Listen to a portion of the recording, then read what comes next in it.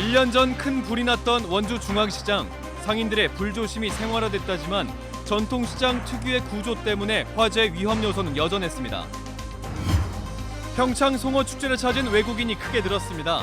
평창 올림픽 인지도에다 양양공항의 국제선 취항, KTX, 스노우 G셔틀까지 다양한 교통편이 한몫하고 있다는 평가입니다. 오늘 한때 원주의 초미세먼지가 매우 나쁨 단계인 100마이크로그램에 육박했습니다. 영서 남부 지역의 초미세먼지는 주말과 휴일에도 이어질 것으로 예보됐습니다. 이번 겨울 소외계층을 돕는 기부의 손길이 크게 줄었습니다. 사랑의 온도탑은 아직 50도를 넘기지 못했고 연탄 기부도 예년만 못합니다.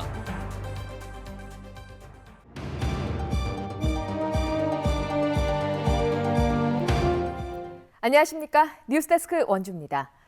1년 전 발생한 원주 중앙시장 화재 이후 시장 상인들은 화재 예방을 위해서 각별한 주의를 기울이고 있습니다. 하지만 오랜 시간에 걸쳐서 형성된 전통시장의 특성상 여전히 많은 화재 위험 요인들이 곳곳에 도사리고 있습니다. 권기만 기자가 취재했습니다. 중앙시장 화재를 계기로 전통시장 상인들의 화재에 대한 경각심은 그 어느 때보다 높아졌습니다. 가게 입구마다 눈에 가장 잘 띄는 곳에 소화기가 자리를 잡았고 화재 감지기도 새로 설치했습니다. 불조심이 생활화됐다는 것이 상인들의 이야기입니다. 이제 오후 한 3시쯤 되면 불을 더 이상 안 놓고 그냥 저절로 꺼지게 하고 남으면 물에다 담궈서 꺼버리고. 하지만 오랜 시간에 걸쳐 확장되며 형성된 전통시장의 특성상 화재에 취약한 요소는 여전히 많습니다. 묵은 먼지가 쌓인 전선들이 거미줄처럼 얽혀 있습니다. 제대로 마감을 하지 않아 절단면이 그대로 드러난 전선은 더 위험해 보입니다. 분진이나 먼지가 많이 쌓여 있는 상태에서 계속 쌓여 있는, 그러니까 2차적인 스파크라든가 발생이 되면은 이제 불이나 전기 재해로 발생할 수가 있습니다. 대부분 점포에서 사용하고 있는 간이 난방 시설도 화재 발생 위험이 높습니다. 작년 중앙시장 화재도 바로 작은 전기난로에서 시작됐습니다. 근데 전기난로는 낮에라도 켜고 집에 갈 때는 끄니까 좀 마음은 놓긴 한데 그전에 연탄을 피울 때는 밤낮 중에 불이 있거든 가게. 그런 게 마음을 못 놔. 노점 등으로 가로막힌 소방도로는 불이 날 때마다 피해를 키우는 요인으로 지적되고 있지만 해결책은 찾지 못하고 있습니다. 원주 중앙시장은 2008년과 2013년 그리고 작년까지 5년마다 대형 화재가 반복되고 있습니다. 전통시장 화재 예방에 보다 적극적인 대책과 각별한 주의가 필요한 이유입니다. MBC 뉴스 권기만입니다. 오늘 하루 종일 영서 지역에 기승을 부린 초미세먼지는 주말인 내일도 짙게 끼겠습니다. 오늘 오전 한때 원주와 영월 지역의 초미세먼지 농도는 각각 90과 84 마이크로그램까지 치솟으며 매우 나쁨의 대기질을 보였습니다. 주말인 내일도 중국 등에서 들어온 먼지에다 대기 흐름이 정체돼 미세먼지가 짙은 곳이 있겠습니다. 강원도는 미세먼지 상황을 검토해 올해 첫 미세먼지 비상 저감 조치를 시행할지 검토하고 있습니다. 도내 첫 겨울 축제인 평창 송어축제가 외국인 관광객으로 북새통을 이루고 있습니다. 양양공항의 국제선 노선이 확대되고 도내 겨울축제 홍보가 적극적으로 이루어진 것이 핵심 요인으로 꼽힙니다. 정다혜 기자입니다. 강원도 겨울축제 가운데 가장 먼저 개막한 평창 송어축제. 외국인 단체 관광객이 대거 늘어나면서 올해 처음으로 외국인 전용 낚시터가 마련됐습니다. 축제가 운영된 일주일 동안 1,200여 명의 외국인이 찾아 작년 축제 기간 5주 동안 방문한 외국인 전체 숫자 1,000여 명을 훌쩍 넘겼습니다. Pyeongchang Trout Festival is very famous in Jinbu. We love to go to a cold weather country because we can snow sledding, skiing and ice skating.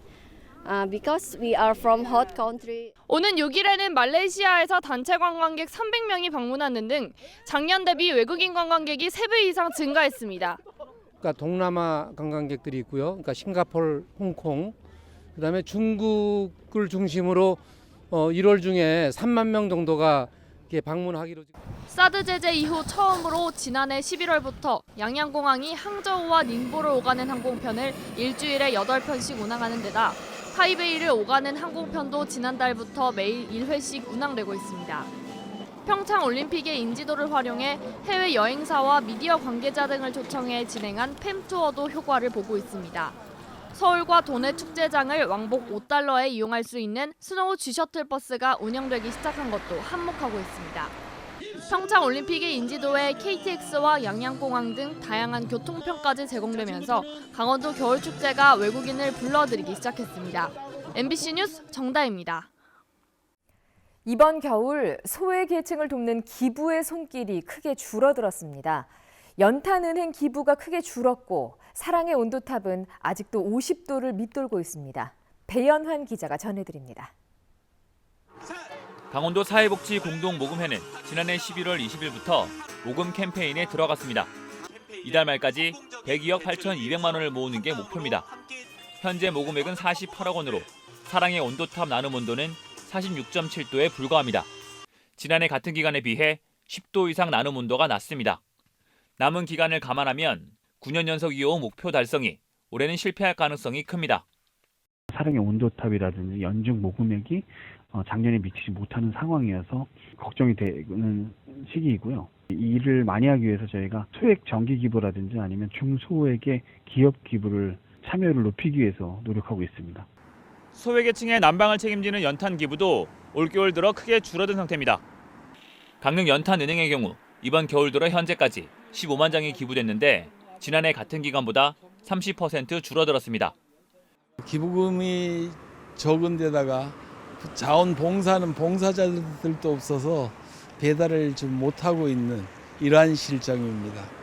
이번 겨울 기부가 줄어든 것은 지난해 봄 대형 산불과 가을 태풍 피해 때 개인이나 기업 단체에서 기부금을 냈었기 때문으로 분석됩니다. 기부의 손길이 크게 줄어들면서 취약계층들의 겨울나기가 더욱 힘들 것으로 예상됩니다. MBC 뉴스 배연환입니다.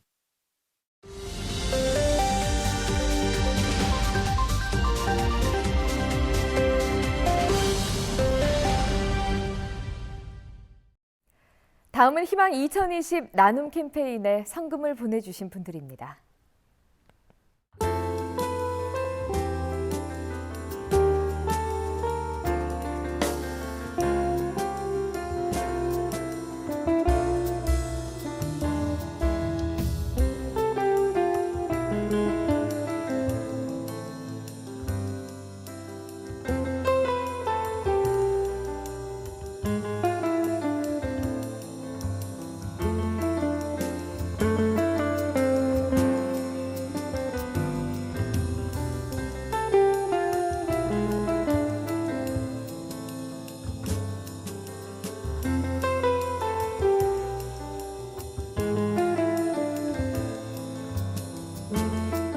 성금을 보내주신 분들께 감사드립니다.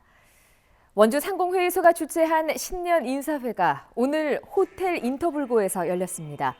이번 행사에는 각급 기관 단체장과 상공인 등 500여 명이 참석해 새해 인사를 나누고 올 한 해 원주 발전과 화합을 기원했습니다. 조창진 원주 상공회의소 회장은 신년사를 통해 기업이 잘 운영되어야 지역 경제도 살 수 있다며 규제 완화 등 기업하기 좋은 여건을 만들어 나가자고 말했습니다.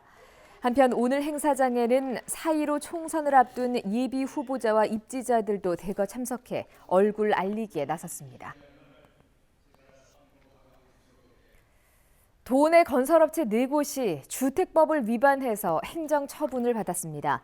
강원도는 원주시 단계동 H사와 평창군 대관령면 T사, 동해시 천곡동 D사 등 3개 건설사에 대해 주택법상 기술자 등록 기준 미달 등의 사유로 영업정지 3개월의 행정처분을 내렸습니다. 또 동해시 부곡동 H사는 대표자 변경 신고 미이행으로 경고 처분이 내려졌습니다. 원주 명륜 사회복지관이 쌀을 기부받아 설날 어려운 이웃들에게 가래떡을 나누어 줄 예정입니다. 복지관 측은 복지관을 이용하는 홀몸 노인과 장애인, 주변 저소득 가정 등 1,100여 세대가 나누어 먹을 수 있는 가래떡을 만들려면 쌀 800kg이 필요해 주민들의 후원을 받는다고 밝혔습니다. 기부받은 쌀은 후원자들의 도정비로 가래떡을 만들어 오는 설 전인 21일에 나누어 줄 계획입니다. 사랑의 쌀 나누기는 지난 2014년부터 해마다 이어지고 있습니다. 홈쇼핑을 통한 도내 농산물 판매액이 13억 원을 넘은 것으로 조사됐습니다. 강원도 농수특산품 진품센터에 따르면 2019년 공영 홈쇼핑을 통해 판매한 도내 농산물 판매액은 13억 원으로 2018년 6억 8천만 원에 2배 가까이 증가했습니다. 강원도는 판매액 증가 원인이 명절과 계절을 고려한 적절한 편성에 있었다고 보고 올해 설 전에 사과와 시래기, 코다리찜 등 맞춤 상품들을 홍보하겠다고 밝혔습니다. 영월군이 장릉 도깨비놀이 마당극에 활용할 시나리오를 공모합니다. 장릉마을 설화를 바탕으로 한 도깨비놀이 마당극 형식의 대본으로 단종의 생애와 충신들, 정순왕후의 이야기들이 담긴 45분 분량의 작품입니다. 오는 23일까지 작품 접수를 받고 최종적으로 한 작품을 선정해 창작료 500만 원을 전달할 예정입니다. 원주시가 올해부터 난임 부부의 비용 부담을 줄이기 위한 시술비 지원 방식을 변경합니다. 원주시는 기준 중위소득 180% 이하로 지원 기준은 전과 동일하지만 연령과 시술별 지원 금액 상한액을 차등해서 적용하는 방식으로 변경한다고 밝혔습니다. 한편 지난해 7월부터 난임 시술 연령 기준이 폐지되고 지원 횟수가 늘어났으며 10월부터는 사실혼 부부로까지 지원 대상이 확대됐습니다. 평창군이 올해부터 참전 유공자 등에게 지급되는 보훈 명예수당을 월 15만 원에서 20만 원으로 인상 지급합니다. 또 국가 유공자 사망 시 유구족에게 지급되는 위로금도 15만 원에서 30만 원으로 인상하기로 했습니다. 현재 평창 지역 보훈 명예수당 지급 대상자는 모두 565명으로 평창군은 관련 예산으로 작년보다 3억 8천만 원이 증액된 14억 4천만 원을 편성했습니다.